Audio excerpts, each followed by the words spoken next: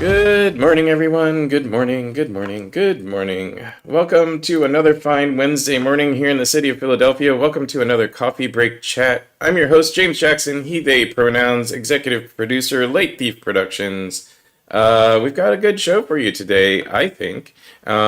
Mistakes are acceptable if they're the result of moving forward. Andrew Yang quote. You might not be a member of the Yang Gang or really like his politics, but he says a good thing every once in a while. We'll be talking about the Philly mayoral race, banned booksmobile, the effort with the free library and the bearded ladies cabaret. We'll be talking about age appropriate, the Texas school trip that was canceled because they thought James and Giant Peach wasn't age appropriate for their students. And we'll talk about Zephyr, the Montana lawmaker who is being censured, for lack of a better word, from doing her job. But we've got really great guests for you. We've got a former council member and a mayoral candidate, David. David, if you would please introduce yourself, your pronouns, what it is you do. All right. Good morning. I'm David O. He and him, and I'm unemployed right now, but I used to be a three-term council person. So I've served for a little over 11 years, but I resigned to run for mayor. I'm a lawyer by trade. Started out in the Philadelphia District Attorney's Office. Served a little bit in the Army, and then started my own law practice, and later merged with a bigger firm. But during that time, I did a lot of work in nonprofits. So I served on the boards of Hahnemann University Community College, Nazareth Academy High School for Girls, places like that, Walnut Street Theater, WYBE Public Television. And I ran for office, and I lost the first two races, and then I won the last three. Looking at possibly another 4 years, I just didn't see the value in it. And I think I've done what I could do. And recently, most of my bills, don't make it out of committee, and are defeated. And so I thought it'd be a good thing to offer myself in this election so that the race for mayor does not end on May 16th. I think it shouldn't, because people are mostly getting 90-second answers. And I think it's a very important time. We should go to November 7th. So that's why I'm running for mayor. Awesome. Well, I actually appreciate your candidacy, and I appreciate you coming on the show. The 90-second answer thing is part of the reason why I've invited all the candidates to come on the show. I think it's a good opportunity for folks to, really get into the details of their candidacy, their policies, and really talk about how things would actually shake out in a mayoral, should they become mayor. One of the things we were talking, you jumped on a bit early this morning, which I really appreciate. Appreciate you coming on the show. But one of the things that we talked about before we started the show was you had in committee and in the city council talked about a artist recovery fund or arts recovery fund. And if we could talk a little bit about that, what was your drive and or plan for helping Philadelphia recover from the pandemic through the arts? Right. So when the pandemic broke out, the first thing is there were no public gatherings. So live performances, concerts were immediately canceled. And that impacted a lot of people in the arts community. And we have a significant population. Venues had to return tickets, the price of tickets.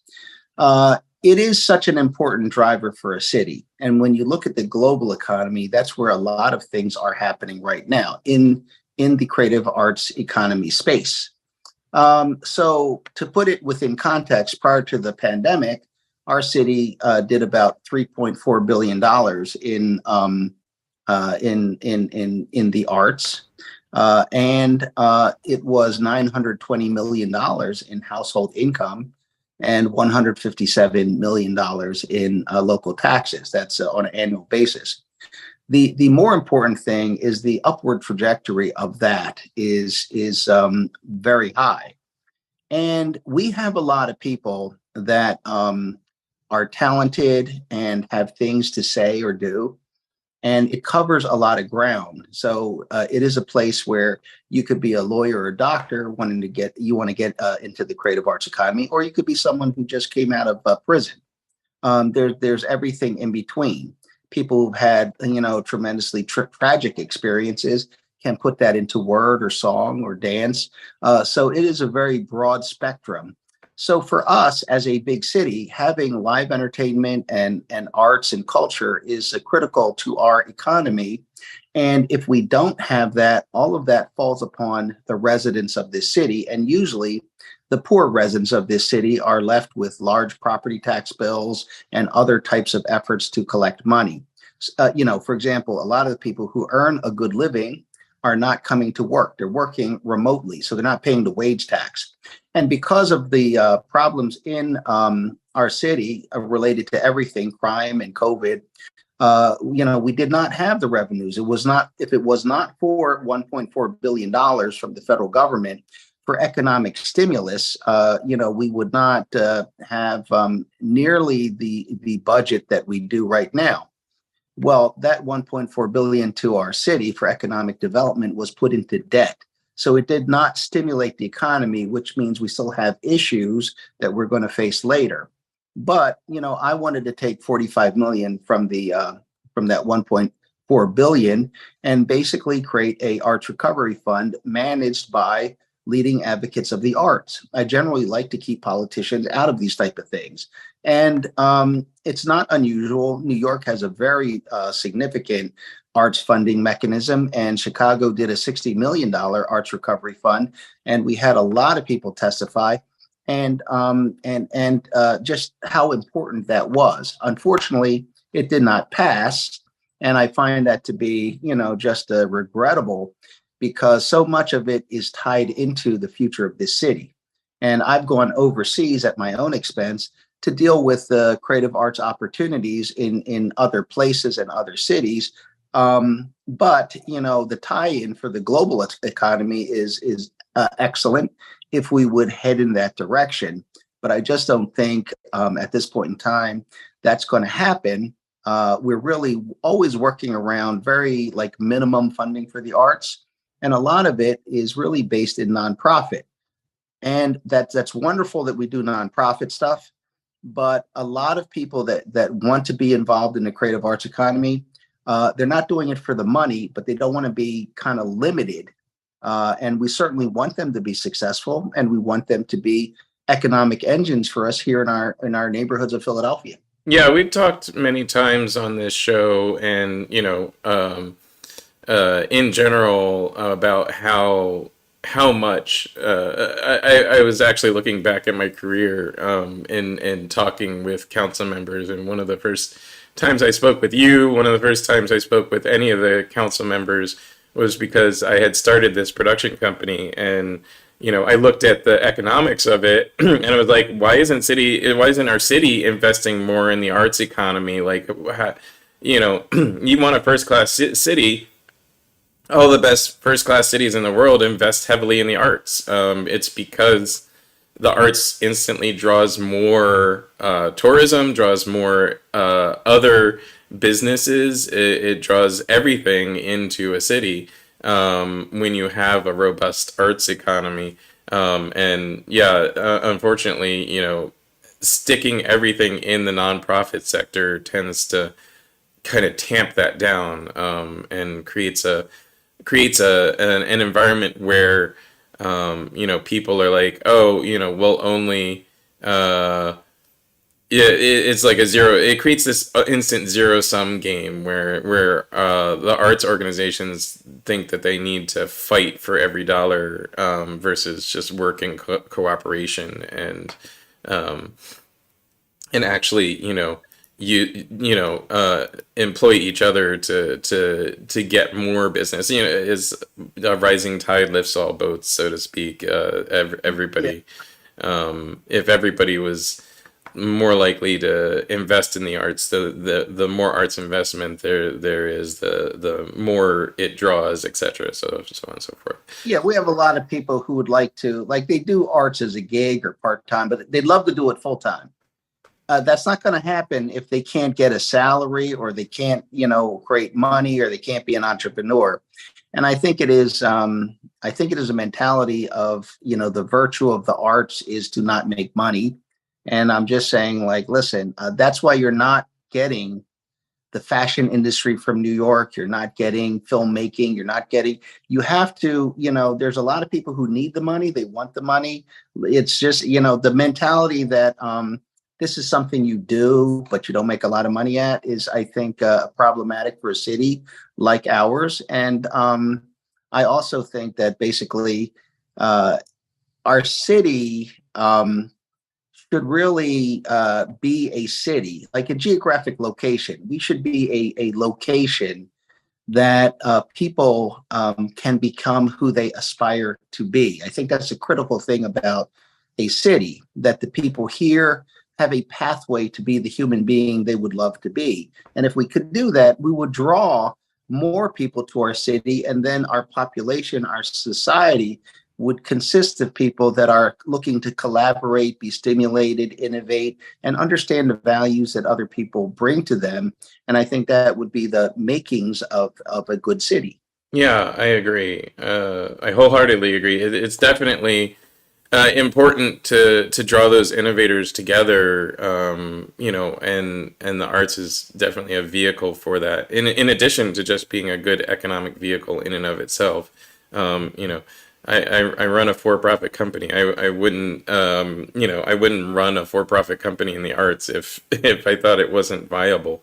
Um, but yeah. Um, So, a lot of support for the arts. You've always supported the arts as a city council member. Um, you have a lot of support in the Asian American community. By the way, happy Asian American Pacific Islander Month. Yep. I don't know that everybody realizes that it is that. And it's a rather large bucket. I'm not a Pacific Islander. I am part Asian American. I'm the descendant of an Asian American immigrant. I am second generation of Asian American. So that's you are first generation Asian American, or Yeah, so I was born in Philadelphia. My right? father was born in China, but he's Korean. He was born there because of the Japanese occupation. And then it was like World War II and then the Korean War.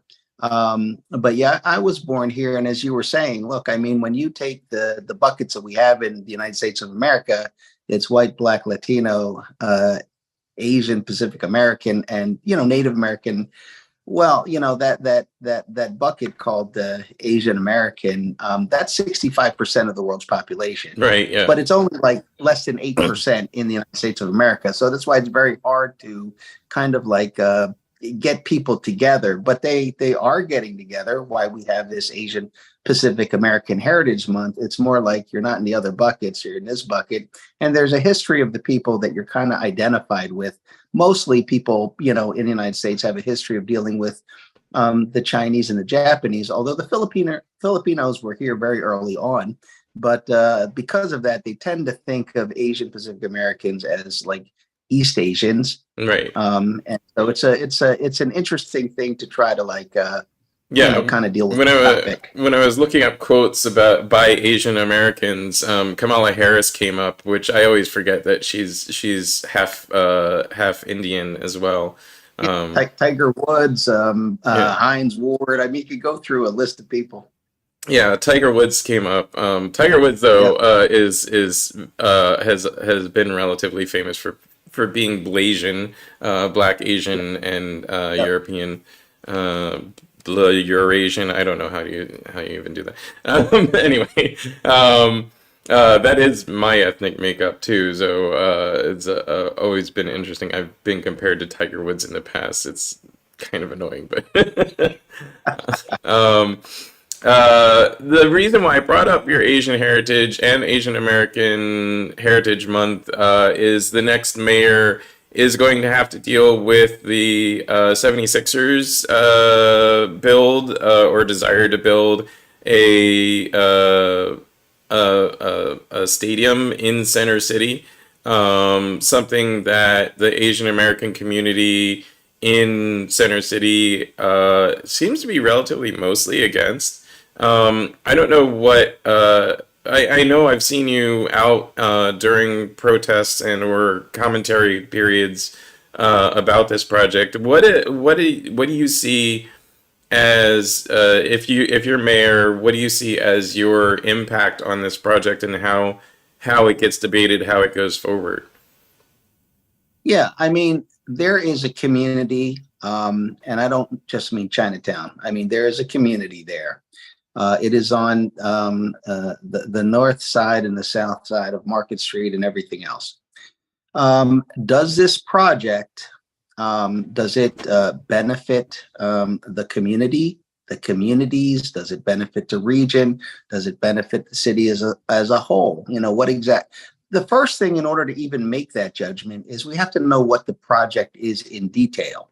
And the fact that no details have been provided, like the basic details, like nobody is moving forward on a project like this really without having done the basic work that you need to see what it is and if it's viable and how you get people there and how they leave. And the Sixers have really just given a graphic picture of what it's supposed to look like. I mean, there's no square footage, electricity needs, hours of operation. They're saying it's gonna have a live entertainment. Do you have a understanding with the Live Nation? Exactly what are you doing? There's no traffic study, parking study, transportation study. You're predicting into the future, many years. And for me, I find it to be like irresponsible to even like really push this into the public sphere without having presented what you're doing. Because if you have the information, it's suspect that you're not showing it. If you don't have the information, then what exactly are you doing? Are you trying to get into the public forum to kind of get a level of acceptance before you can get your financing in place? If I were mayor, and what I would urge our mayor currently to do is to basically make them deliver the details. The default ground is no, you can't do it. You have to show the benefit. I will say this, Chinatown itself has been impacted prior to this entire discussion, by crime, by COVID, by other things, and the fact that people aren't coming into Chinatown. So there is a reason why, there is a possibility of what will help Chinatown to exist. I'm not saying it's an arena. What I am saying is I don't think that we should stop the Sixers from presenting the details, but I do think we should stop them from constantly raising this in a way that has become very divisive, has pitted different groups of people against each other, has occupied a lot of space where it should not. Who can invest in that region? I mean, in that area, and who is planning to stay there, or move there, or live there? I mean, it would be so disruptive.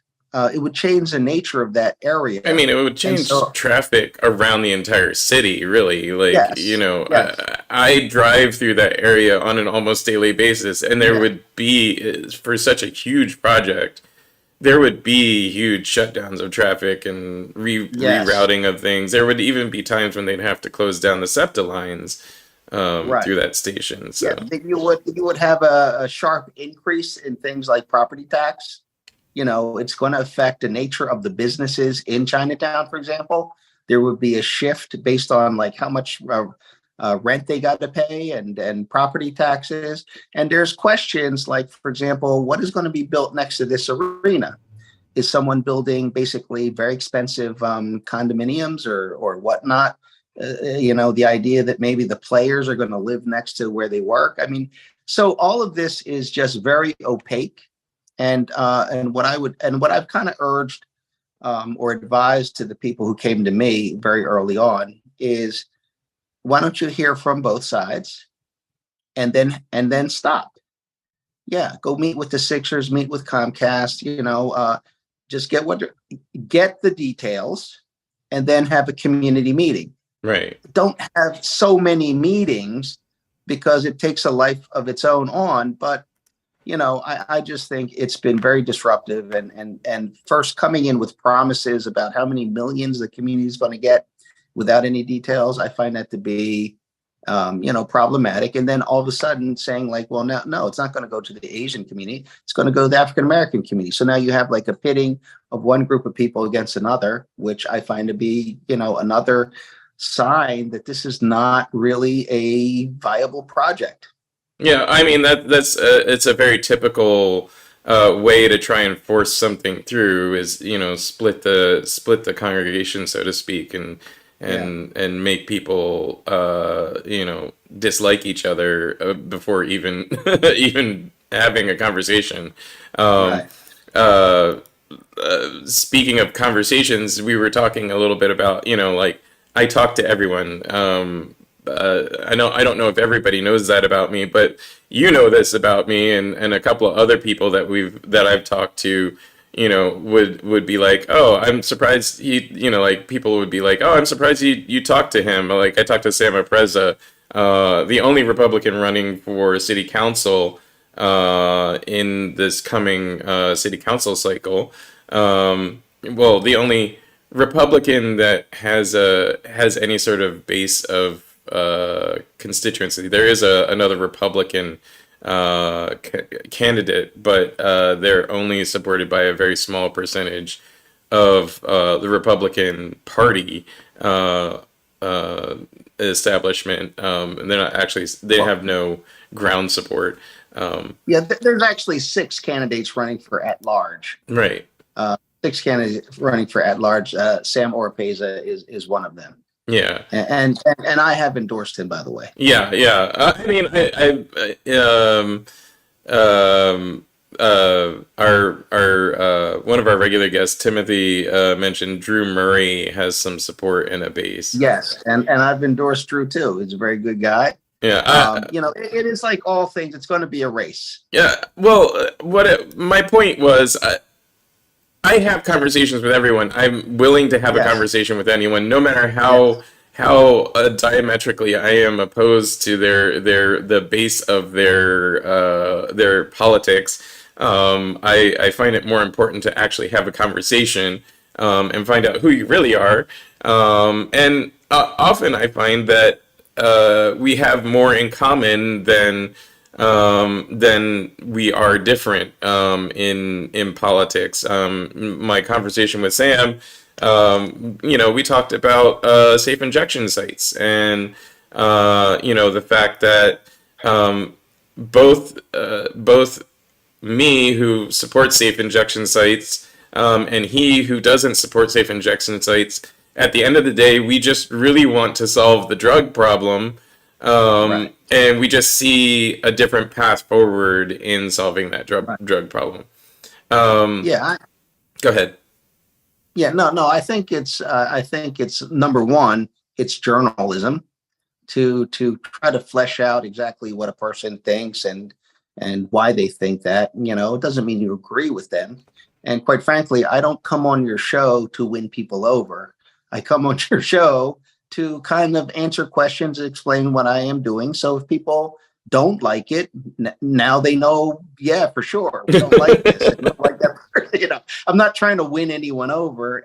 So I don't try to only go preach to the choir. Right. I don't go to the only places where they're going to applaud me. I go to places where they don't like me, and quite frankly, where they don't like my views. But I have to tell them and I have to explain it. It doesn't mean that they're going to say like, oh, you know what, he made a good point. It just means that we're going to go through this, and I'm going to explain what I'm going to do if I'm elected to city council, what I'm going to do if I'm given the opportunity. What if I become mayor? This is what I'm going to do. And people may also say, well, listen, we hope you will keep in mind these certain things. We're gonna hope you don't become mayor. We're gonna oppose you, but if you do become mayor, could you keep the door open on these issues? Absolutely.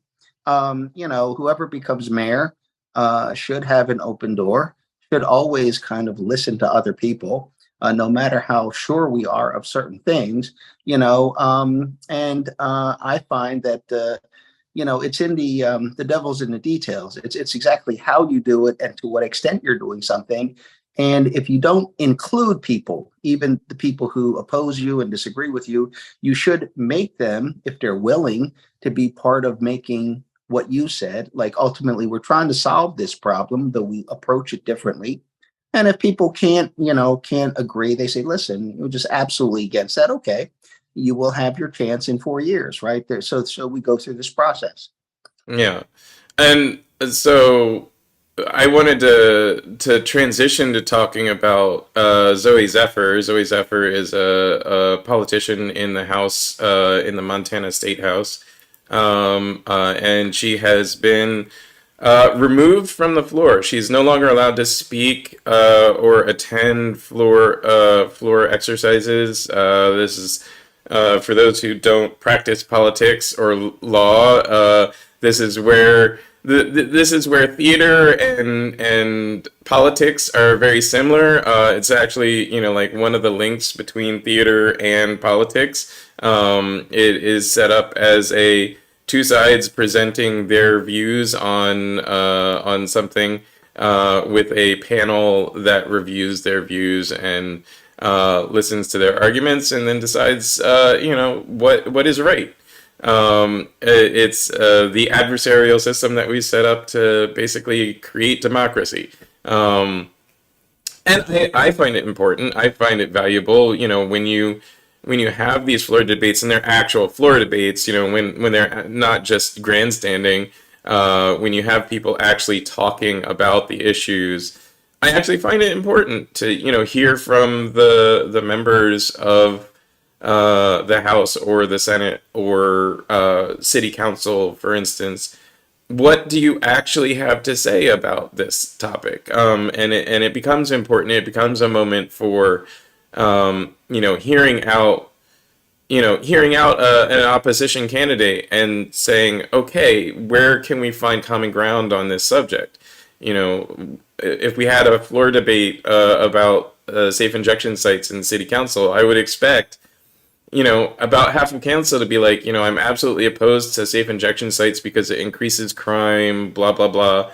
And then I would expect the other half of council to be like, okay, well, to your points, it doesn't increase crime. There's studies, etc. Here's the science. But we all want to solve one key issue, which is there are people suffering from the opioid epidemic. Let's solve that. Let's find a way to mutually solve that. How do we get these resources to people in the best way possible? And then, so that's what happens during a floor debate, or is what's supposed to happen during a floor debate. Unfortunately, there's a supermajority in Montana of Republican members of the state house, and Zooey Zephyr is Montana's first elected trans representative.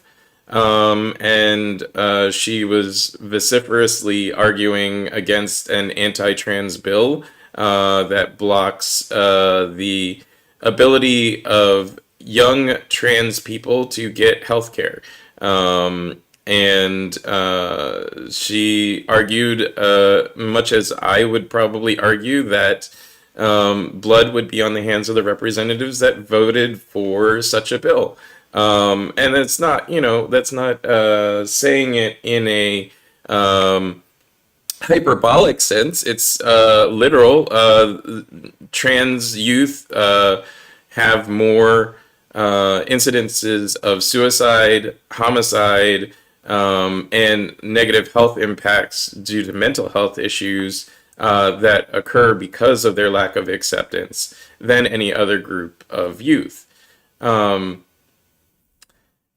how would you handle, as mayor, like these opposing views? You have somebody who is in opposition to what you believe. You have a trans representative who represents her constituency, which are also all the underrepresented trans people in her state.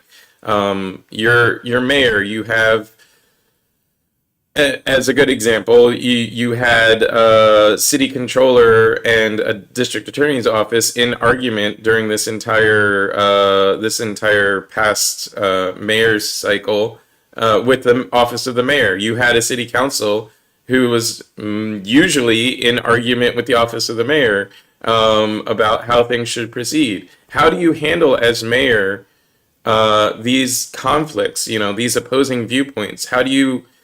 You know, how do you be a Republican in a Democrat city, but still stay true to your own viewpoints? Yeah, I think the first thing that I have to say is anyone who's running to be mayor of this city is running to be mayor of basically a Democratic city. This is the majority of our voters. That's where their mindset is. And if I did not respect, their points of view and perspectives, I don't have to agree with everything. They don't have to agree with me on everything, but that is not something that can be overlooked, right? This is a democratic city. When it comes to like different opinions, I respect the choice of the voters. Some voters stay home. Some voters don't go out and vote. But for the ones who showed up and voted, that's how we do this. So let me say that I have publicly and privately disagreed with Larry Krasner, our district attorney. I am not against him. I don't hope he fails. I do disagree with his policies and practices. On the other hand, he is the elected district attorney, and certainly he has never lied about what he's going to do. He has done what he said he's going to do. He has done what he's done. He got reelected, and there he is, right? I don't want to undermine that. Now, I can work around him. There's things I can do, but I cannot disregard him.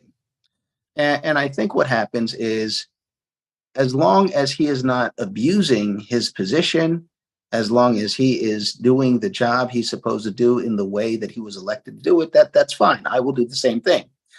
Sometimes we end up in a stalemate. What I mean is not so much here in Philadelphia, but like Congress, right? Unfortunately, they're in a stalemate, but that's part of democracy too. And we suffer when that happens, but that is the process. On city council, I am a not so much by party, but just by kind of like party affiliation. What I mean is there's not a lot of things we will do in the city legitimately that has to do with like national politics. However, there are things that are related to the Democratic Party that I'm not going to be involved with. In other words, if they're focusing on something about the governor's race or about the presidential race or something like that, it may shape how they vote on things here in Philadelphia.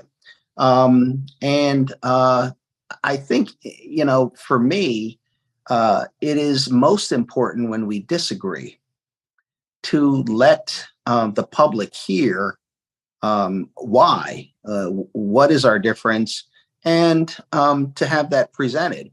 But in order to have it presented, you have to follow some process of letting everyone be heard. I am not in support of cutting people off. Not there's a point where you've had your say, and there's a point where you're being disruptive. But outside of that, even if you're disruptive, that's part of representing the voters. It's not about you. It's about the people you represent. And I don't think that people should be cut off. I am not like, obviously I'm here in Philadelphia, dealing with the problems we have. I'm not familiar with a lot of things outside of Philadelphia. But from what I've seen and heard, You know, blood on your hands is a pretty common statement. It's not a malicious statement. It's not a threat on anyone. It's just saying if you take this action, here is the predictable consequences, and there will be maybe suicide. There may be injury from what you're doing. Yeah, and there's Now, also an increased violence, from those that share the viewpoint that, that those that feel that trans people aren't being real people. I mean, I said this earlier, like the one thing that all of civil rights, human rights,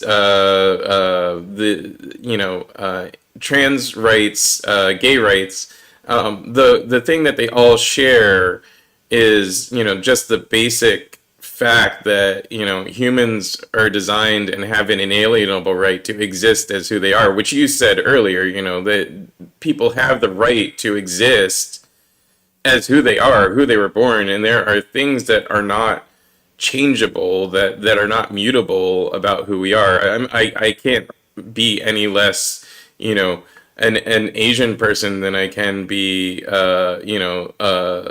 somebody who has empathy for, a trans person.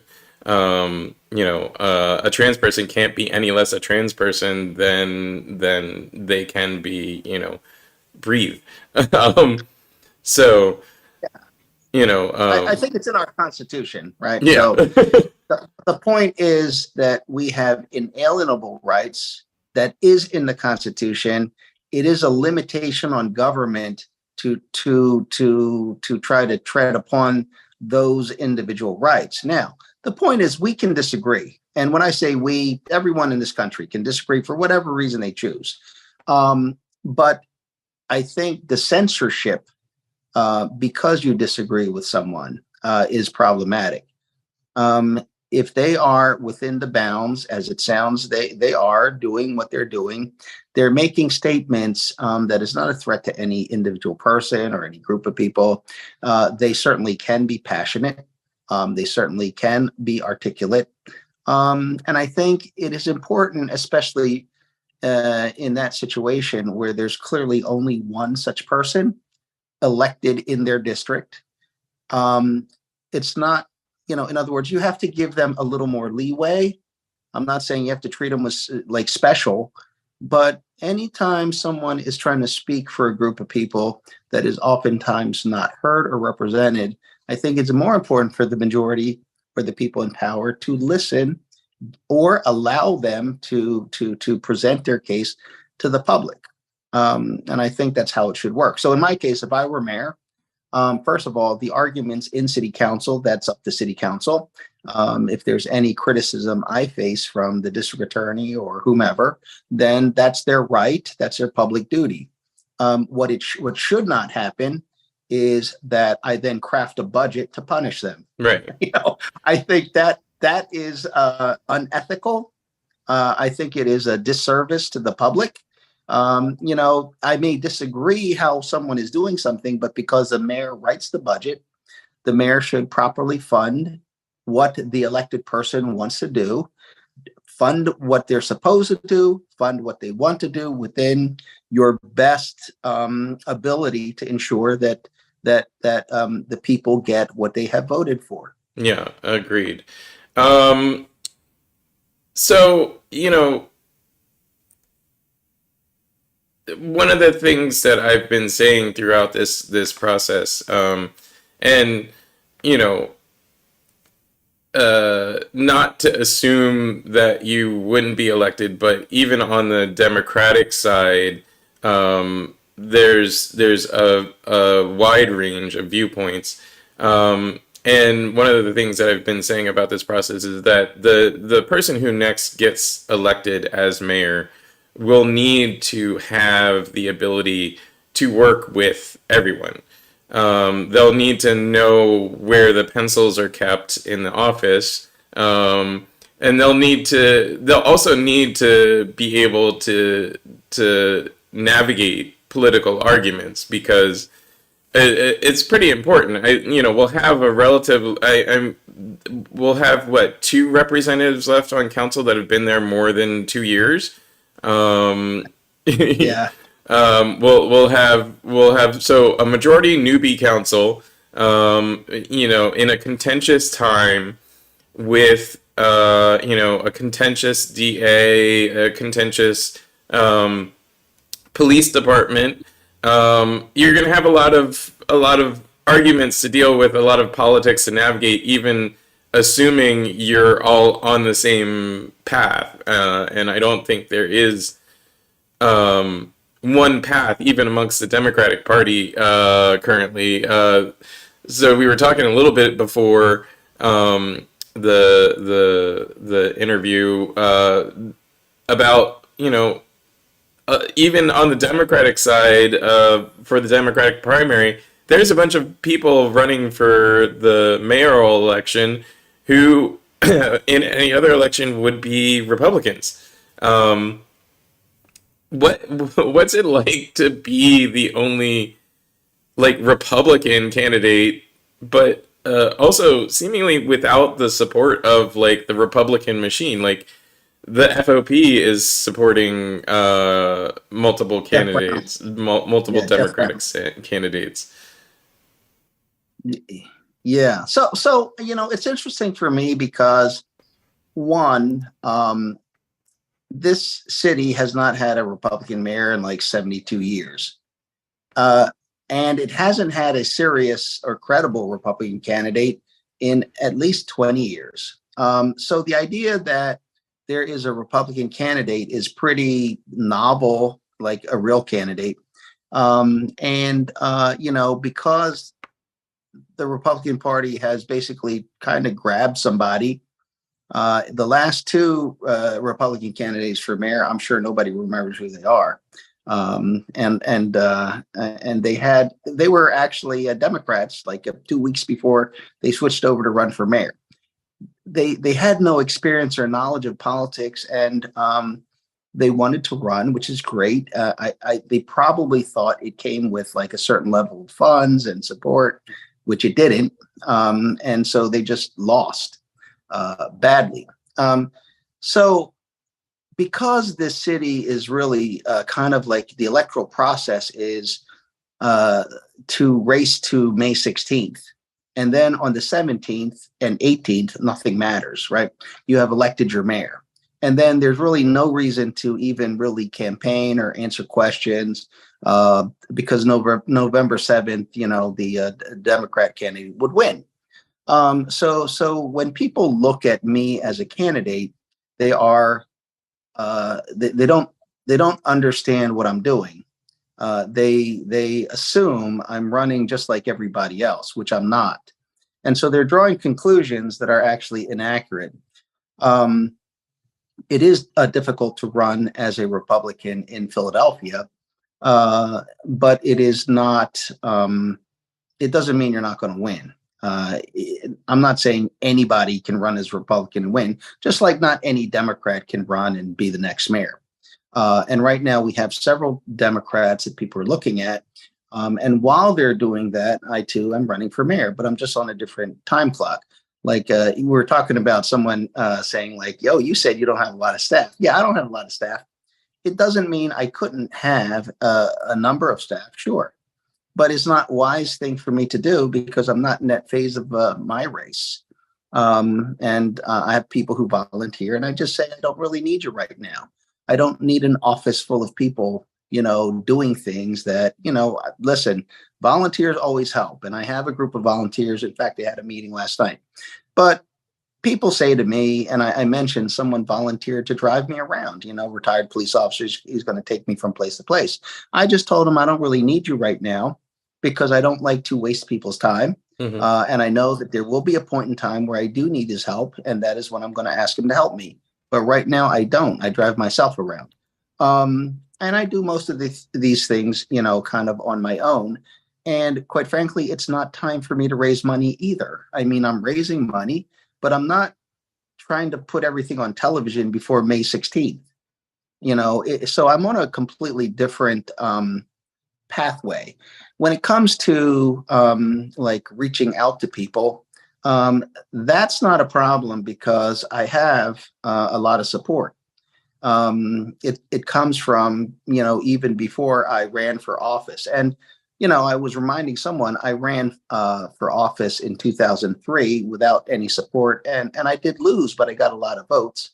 And 4 years later, I ran again and I lost after I had won by 7, but they didn't count they didn't distribute the absentee ballots. They weren't counted. So I ended up losing. And then 4 years later, I ran again. So I've run citywide quite a while, and I've been very active.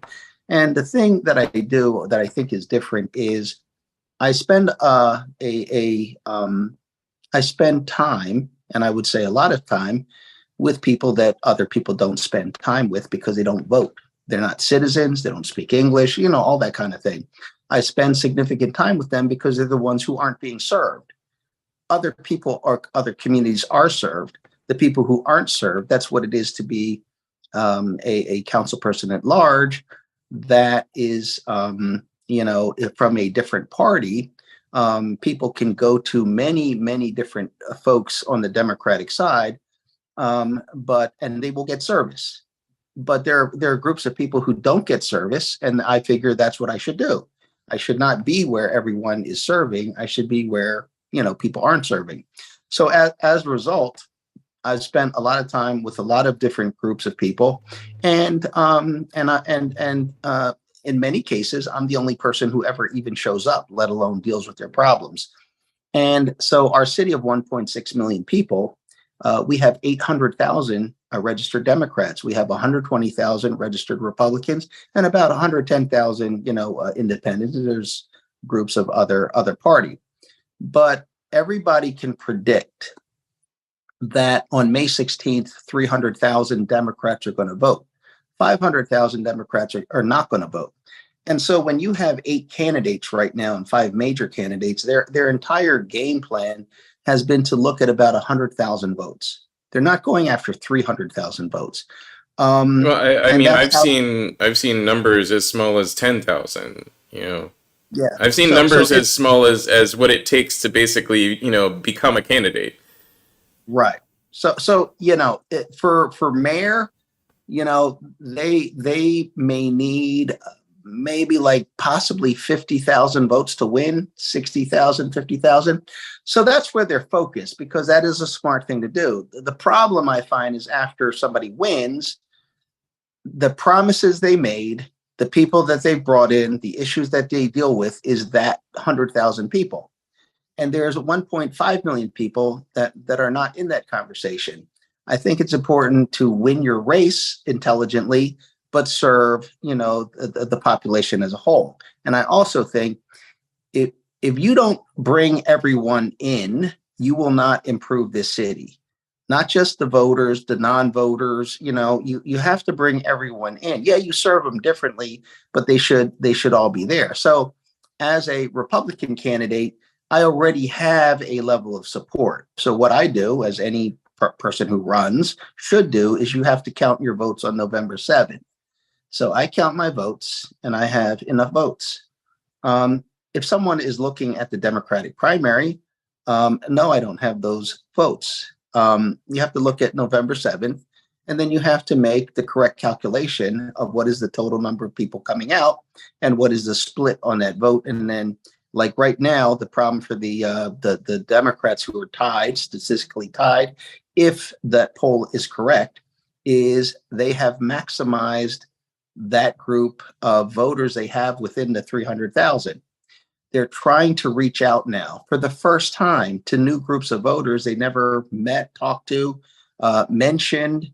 I've been harping on that personally. I'm relatively annoyed at some of my cohort of peers who I've worked with in the past, and suddenly they're touting Councilmember Gim or touting Sherelle Parker, and I'm like, neither of those people was anywhere when we were looking for support 6 months ago, 2 years ago, 4 years ago, 12 years ago, when I'm working on these projects. And I go, we were also talking about, you and I haven't run into each other in a couple of years, Right. literally. But we've had many conversations, and it's because I used to just go to City Hall, and talk to the representatives who were willing to talk to me. Right. Um, and it the pandemic was good in one way, which is, we got out of each other's faces, but in another way, it also made it so that I don't, somebody like me doesn't have the opportunity to just run into a council member, and get them on board with an idea. Um, I don't have that opportunity anymore, and when I did have that opportunity, there were certain council members that would work on anything, so long as they saw a value in that representation. And I find that kind of annoying, now that there's council members that are pulling on large, or candidates that are pulling on large groups of support, that when they've never supported those people in the past. So, um, but that's a personal gripe. I want to talk a little bit, in combination about the cancellation of a school trip to James and the Giant Peach in Texas, and the banned books mobile. We have like 7 minutes left, and I want to just combine those two topics a little bit. For those that don't know, a Texas school canceled their field trip to a Houston theater to see a program of James and the Giant Peach, a beloved children's story, because one of the parents raised in the school board meeting that it might not be age appropriate, because certain characters that are male and female are played by the same actors through the script. This is a very common thing in scripts, especially when you're trying to perform for school-age children, because you need to limit the number of casts you have. You can't afford, when you're providing programming for school-age children, to have a cast of 16. You usually have a cast of 2, maybe 4. And so characters are played by whatever actor best fits that character, not based on gender. Also, we've had, to your point, the censorship of books in places like Tennessee, and Florida and Texas, and suddenly half the country is banning books. Didn't we settle this argument a long time ago? I thought we settled this, A, before I was born, and then B, again when I was in high school, and then now we're doing it again. I don't. Why why are Republicans returning to I mean, I hate to ask this, because you are a Republican, but why are Republicans returning to banning books as a legal tactic? Yeah. So what I'll start with is, in the law, in the Supreme Court decisions, and in the history of our society, parents are the primary caretakers of children. The state has a interest in the development of its citizens. The law puts the parents as the primary person responsible. There are different laws for juveniles and adults, because they don't have the ability to be responsible for their decisions, and therefore they're not punished for some of the, for example, crimes or delinquency, things like that. So within that context, parents can raise issues. However, the state has an interest in not basically promoting things that are not meritorious. In other words, it doesn't really hurt the child. Certainly the parents can raise it, but if the state acts in a way that basically confirms that there is harm when there isn't harm, which sounds like this is the giant peach thing. I'm sorry, I'm not familiar with the story, so I've been left out of this experience. But yeah, if you're going to a children's play and there's nothing offensive in the play or inappropriate, it's simply the actors are playing multiple parts, as in the days of Shakespeare. I don't see that to be something. Now, why would the school cancel? I don't know why. Maybe it's the politics. Maybe they don't want the headache. Maybe it was in the news. Maybe it was disruptive. But at the same time, I think that's well within the right of the school to override a parent uh, or a group of parents to say, listen, you are now taking this into like beyond. You've raised a concern. We've looked at the concern. This is not a concern. Here's the context and everything else. And so we're going to go ahead. If you want to keep your child out of it and keep them out of school, we can't stop you from doing that, but we're not canceling the trip because that now sends a different message. When it comes to book banning, I'm not familiar with what books are being banned. When you listen to one side, they'll say there's all this graphic pornography in the books. That's where we're banning it. When you listen to the other side, they're saying, no, this is not that kind of book. This is books that just, are talking about. I mean, to clarify the issue, and to kind of say, what is actually happening. It is targeted. It's very clearly targeted. The only authors that are being banned are LGBTQ and African American, and Jewish. So to the extent that you're targeting LGBTQ, African American, Jewish, that would be a discriminatory, illegal censorship. That is not even allowed under the Constitution. And I think again, while parents have a right to raise concerns about whatever they want to be concerned about, there is that part now where the school district and the government has the ability to say, no, you may not want to read, the story of Anne Frank, but that's going to be our reading. You might not want to read. By the way, one of the books that is banned in Florida. Is that right? Yeah. Yeah. Okay. So listen, it's really something I'm not familiar, but I'm not for banning books in general. Again, I want to put this within the context of this. When a side is winning, they want to do certain things. When a side is losing, they don't want to do certain things. But today's winner is tomorrow's loser. Tomorrow's losers is today's losers, tomorrow's winner. I'm more for the process of fairness, and what we have as a benchmark is the law. We can change the law. We can override. There's many things we could do, but we do have to have some common understanding among ourselves that these are the parameters we're going to act under. And the one I use, because I'm an attorney, is I may go to court and lose my case. I can't believe I lost. It was a day of injustice. But I've agreed that if I lose my case, I will not go get my shotgun and show up at the other person's house. I've agreed that I went through a process. I had my day in court. Everything went well except for the decision, but I'll live with it. And when we have a society that people are free to express their opinions and to hold opinions, no matter how much I disagree with them, if it comes down to something we cannot compromise on, we're going to have a vote.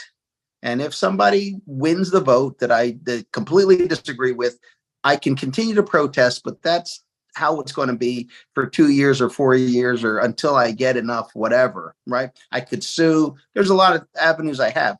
So for me, what I would say is, at least as mayor of Philadelphia, we will not be doing that kind of thing. And certainly I will lend my support to the extent that it's there, that we don't do it in this region. I mean, I think I will just say, like, I remember Korea, after the Korean War and the threat of North Korea, they banned books on communism, and I understand why they did that. But in one of my earliest trips to Korea, I was born in Philadelphia, never went there before. People were fascinated. And they were telling me, like, about communism, which was completely fabricated. Because, and I'm not saying they were very smart people, but they didn't actually read anything. So people will still draw conclusions. It might not be, accurate. I don't. It's not for me to say they're for or against. It's just they didn't know. And I think having an ability to read things, and especially things that have historically impacted this world, even if they're like the most atrocious writings, it's something that you could do to understand, well, how did this get traction? What was the appeal? Why was it? So that we don't go through this again, so that we are aware of what happened in the past. Anytime, and we're going through this period right now in this country, but I think, kind of attacking thoughts and ideas, if either side, I don't think is a good thing. I'm not really for that kind of thing. People express themselves verbally or in written language or on film or video or however it is, and you have an ability to hear and listen and consider. You may not agree, but you at least understand, or you may understand that, listen, I oppose this stuff. That's fine. But you should not suppress or oppress the people's thoughts and ideas that express their perspectives. Yeah. Those type of things I think are important to having a society that is a good society. Yeah, I think that the only time, and we're gonna wrap up right after this. I think that the only time that I disagree with the ultimate the absoluteness of freedom of speech. I think that freedom of speech is a granted right, not a intrinsic or inalienable right. And that somebody's freedom of speech stops when they start threatening somebody else's life. Agree. Listen, I agree. You have rights up until you come to my doorstep with harm. Right. Yeah. But now you're intruding on my rights. Right. Right. Yeah. I think that's the ultimate right is, and I think we both expressed that the ultimate right is for somebody to live as they were born and as they know their truth. As they choose. Yeah. We all have our own journey to go through. And I think a good city is a city where, number one, we acknowledge that, we respect that. And though I may disagree with you, I will support you and I will wish you well. Right. And that has to be reflected in our laws and in the application of our laws, the enforcement of our laws, that you shall have the freedom to be that person you wish to be. You have every right to do it. All right. Well, any last thoughts? It's 11:04. I've held you way too long already, and I'd like to let you go, and I'm gonna end the show shortly. So, any last thoughts, things that you want people to know or consider? Well, I'll say first that I think this race is too important to end with 90-second answers on May 16th.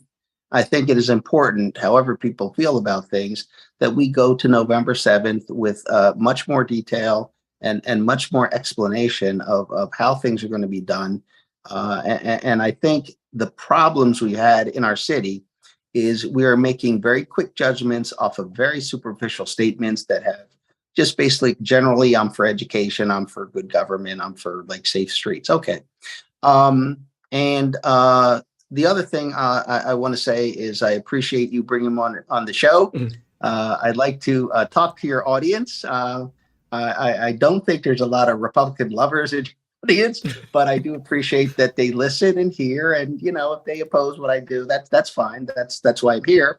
But I like the platform to kind of make that kind of what I'm trying to do. And I certainly invite people to talk with me whatever chance they get. If they want to express why they disagree or how they disagree or try to change my mind, that's fine too. Or if they support me, that's great as well. Awesome. Thank you so much for joining us. I really appreciate it. I appreciate taking the time. I know your day is busy. I'm going to go to a one-up of me and exit the show, but feel free to stick around if you have anything else you want to talk about. And if not, I hope to see you on the show again soon. We'll probably ask you to come back, during the general election portion of this race and talk a little bit more in specific about your opposition and the positions you're each taking. Yes. Thank you so much. Thank you very much. And thank you to you, our guests. Really appreciate you coming on board and watching the show each week. I really appreciate you taking the time out to watch the show and, think about it. We have guests from all walks of life. We try to bring you the latest information and most important information as you make your decisions about politics and news and the arts. And we try and bring it from a relatively, neutral perspective. I think I know I'm a bit of a progressive, but I'm willing to hear anybody out. Tune in next week. We'll have another special guest for you. Hopefully, we have invited all the other current candidates for mayor. And we hope to see those candidates before the primary election, but also after. So hopefully we'll have some of those folks on for you next week. And we'll have more arts news and current events. If you like what you see, please consider supporting us on Patreon, patreon.com/LightThiefProductions. An easy and free way to support us is to subscribe to us on YouTube. YouTube has our Light Thief Productions page. You can hit subscribe on there. You can hit like on there on any of the videos. And you can also hit the notification bell, which will then let you know and keep in the top of your feed every time we go live. Again, really appreciate you tuning in. Tune in again next week. Enjoy the rest of your week, everybody.